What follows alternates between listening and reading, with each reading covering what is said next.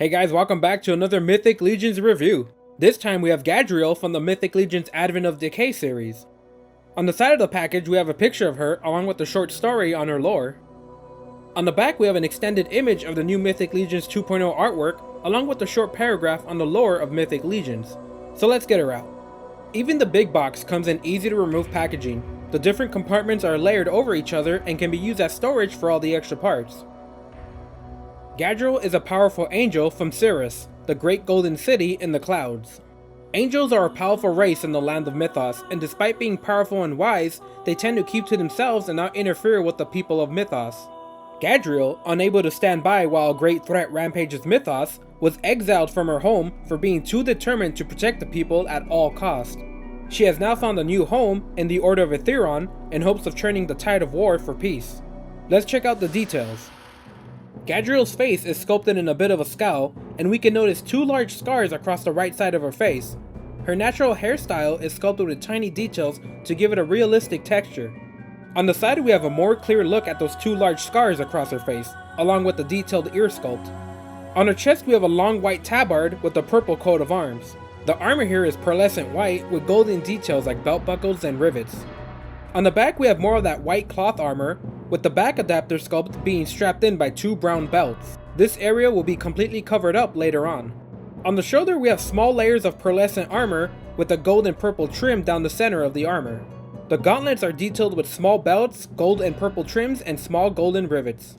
On the front we have a large belt with two leather straps hanging down. Underneath we have the large white and purple tabard, sculpted to have a cloth-like appearance with a few small waves in the sculpt. On the side we have large plates of armor attached to the belt with more leather straps. The pattern at the center has more of that purple color along with the gold trim on the sides. Underneath the tabard we have heavy plated thighs with armor layered over each other. Golden rivets with purple and gold trim detail this area. On the legs we have the last of the purple and gold trim along with a few golden rivets and leather straps. We finish up the figure with heavy plated boots with golden rivets that dot along the side. Let's check out the articulation.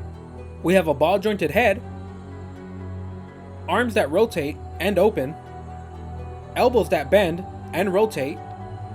We have a rotating forearm, wrists that bend up and down and rotates, a ball jointed chest, rotation at the waist, legs that move forward and back and open, rotating thighs, knees that bend back and rotate, feet that bend up and down and rotate at the ankle and foot. Let's take a look at all the accessories. We get a large pair of golden feathered wings. The wings have a ton of details in the sculpt for each feather. The wings can rotate at the top joint, and you can rotate the body joints.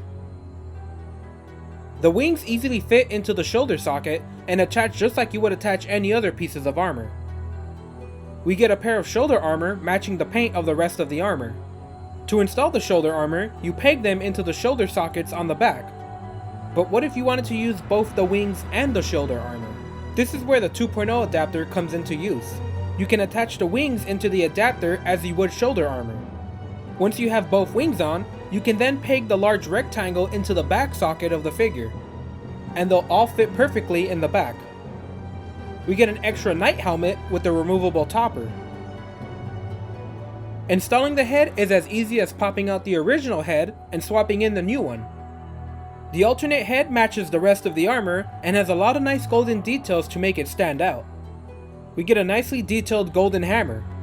The claw head is detachable, but we don't get an extra hammerhead to replace it with. We get a knight sword matching the color of the armor with a clip and a removable sheath. The blade underneath is a bright silver. We get a round shield in matching colors with the 2.0 shield grip attached to it. And lastly, we get a brown belt made to fit the smaller 2.0 bodies. Gadriel is an amazing knight figure. Her unique paint, facial expressions, and giant wings really give her a commanding presence, and surpasses the ordinary look of a knight into more of a boss character. Mythic Legions has introduced angels into the lore with Gadriel as our first angel figure, and I can't wait to see the angelic army start to fill out. As for the accessories, the wings are a huge addition to the figures. You do have to pay more than a regular figure, and they're packaged more like a deluxe builder rather than a normal figure. With the extra head sculpt, you can customize Gadriel into a faceless angelic warrior, giving you the option to start army building angel warriors. Overall, the value is there in accessories, you're just gonna have to pay a little extra. Gadriel is an amazing figure. The wings really set her apart from all the other Mythic Legions, and even without them, her unique paint has her standing out in anyone's collection. Lore-wise, it's a little bit too close from Tyrael from the Diablo series for my liking, but I'm glad now we have a new race of angels fighting in Mythoss, and I can't wait to see the new additions. Definitely pick this figure up if you're a fan of the Mythic Legion Knights and need a new commander. Alright guys, that's it for this review. More reviews are coming up soon, so stick around and I'll catch you guys next time.